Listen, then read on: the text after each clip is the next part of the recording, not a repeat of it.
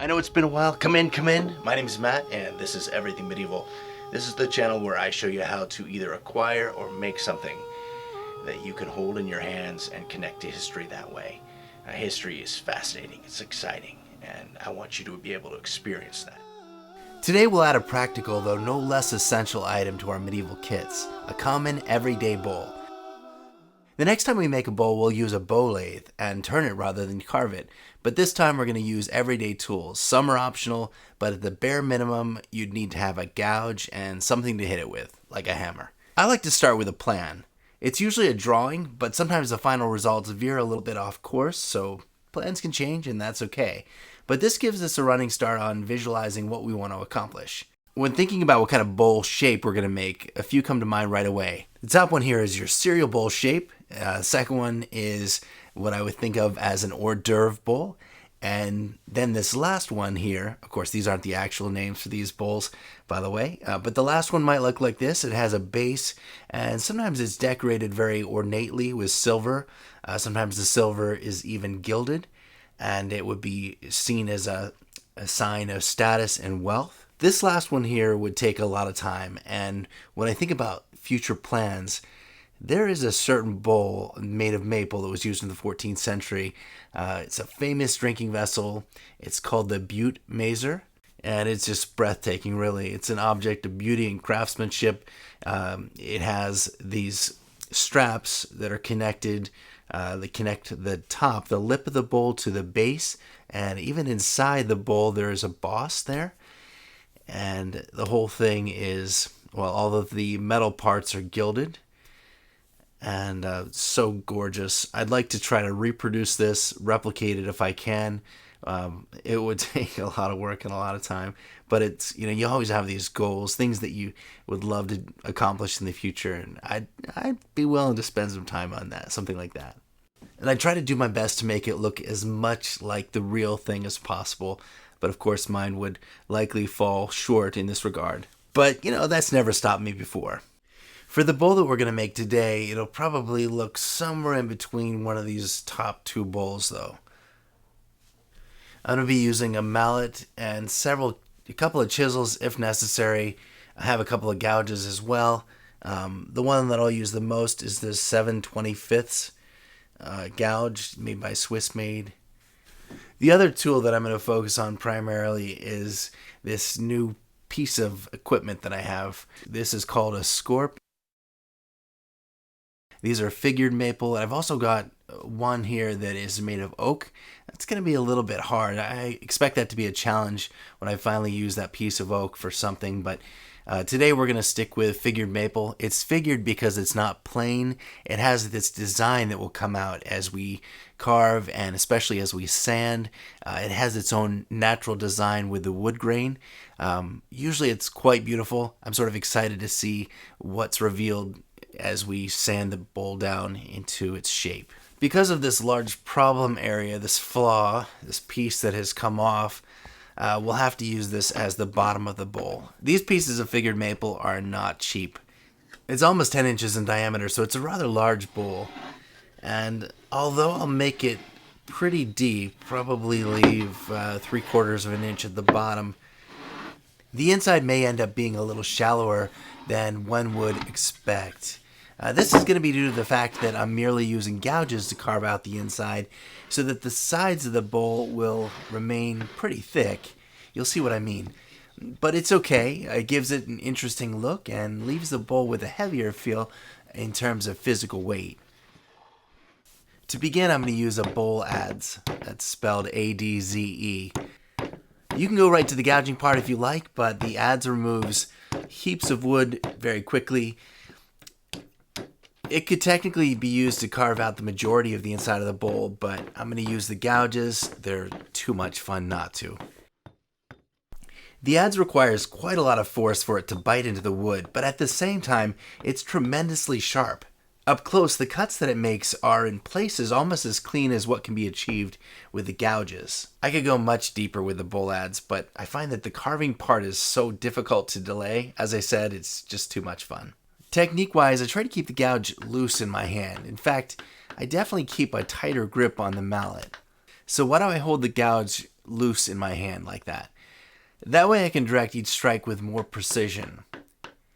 And if you hold on to it really tightly, might just be me, but I feel like it's a lot easier to control where it's going with each strike. Like anything we've done in wood, we like to work in the direction of the grain if possible. But for a bowl, it would be extremely difficult. So just be careful when you're moving across the grain. Watch out that you're not going to go too deep or that you're not knocking out a big chunk of wood that comes loose due to crossing over the grain or through it. If you're working with a piece that's heavy enough, you may not need to clamp it down. If you have a woodworking bench vise, that might be the best way to secure it. I normally don't mind if it scoots around the table, but for the purpose of this video, it looks like I'll probably need to clamp it. The inside doesn't have to be finished before you do the bottom, but be aware that if you do turn it over and work the underside of the bowl, you might be making it more difficult, because when you turn it back over to finish the inside, at that point you'll have a smaller base, and that'll make it less stable. But of course, if you're setting it in a vise, it really shouldn't matter. I'm going to use a C-clamp for now. I definitely need something. The beauty of the grain is becoming more apparent as we carve, especially when we're moving in the same direction as the grain. It's easy to see why maple is favored by artisans and it's used so often in furniture. The lines created by the carving are vaguely reminiscent of the petals of a flower. I was really torn about how the inside should look. The rough edges and the marks of the gouge are really appealing to me, but I wasn't sure I could leave it that way.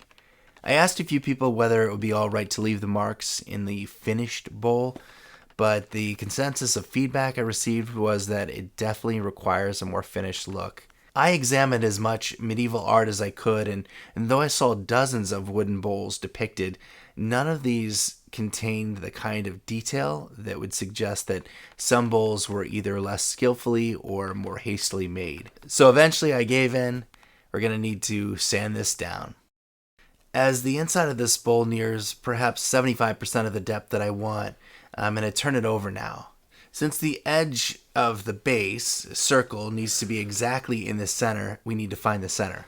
Sorry that my head's blocking our view a little bit. One way we can find the center is to line up a steel square so that each of the sides start at the edge of our circle, and they need to be the same length. Then we'll do that for the opposite sides, starting at both the edge of the circle and making sure that we're using the same length for every side, and then we'll just draw an X, and the intersection is the center of our circle. Then we'll use a compass with a pencil to draw the base.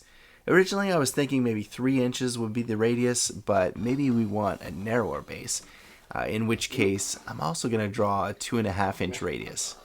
And that way we can make a change if we decide that it should be narrower. Our line's already there for us. To round out the bottom of the bowl, I've got a scorp, brand new right out of the bag. But it is so dull. It's kind of surprising since it's the first time I've had a brand new dull carving tool from Swiss made. Actually, the name of the company is File, though all their tools bear the name Swiss made as the moniker there, so kind of confusing. At this point I can tell that the blade needs a ton of work. The only way it seems to cut at all is if I keep it pressed against the wood, as if it's some kind of grinding tool rather than a cutting tool. It is so frustrating. I started to use a chisel to remove the edge faster. As long as we don't go too deep, switching it up with a chisel should be just fine. This scorp just isn't slicing like it should.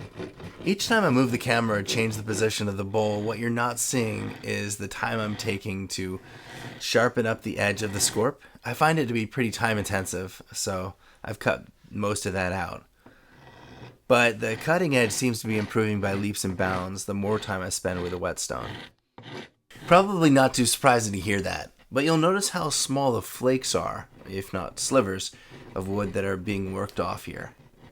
Because of the concave shape of the cutting edge of the scorp, it naturally creates this rounded edge of the bowl. As symmetry begins to emerge in the sides of the bowl, it's really a very pretty sight.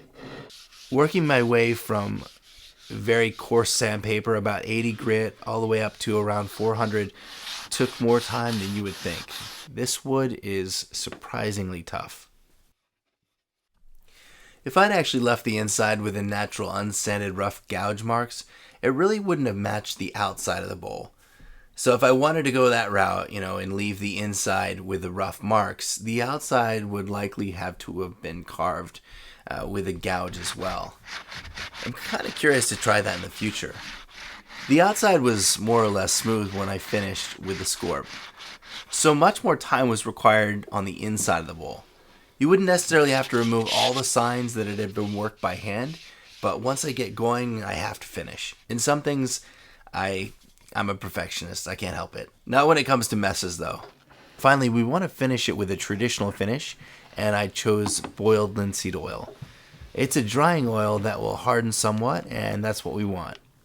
You could also choose a non-drying oil such as walnut oil or even vegetable oil, but since these are not going to ever dry, they're like a non-drying, they'll remain oily, greasy, they often become rancid and they can add unwanted flavors to the food in your bowl. So I would definitely stay away from those. Stick to boiled linseed oil. So that is the medieval bowl. Thanks for being here and watching. I've got plans, guys. Plans. The best is yet to come. And thanks to my Patreon supporters, past and present, including William. Really appreciate your support, my friend. Can't thank you enough. Next time we finally review the Albion Duke, my buddy Chris takes his revenge on nature as well as a few of my personal belongings.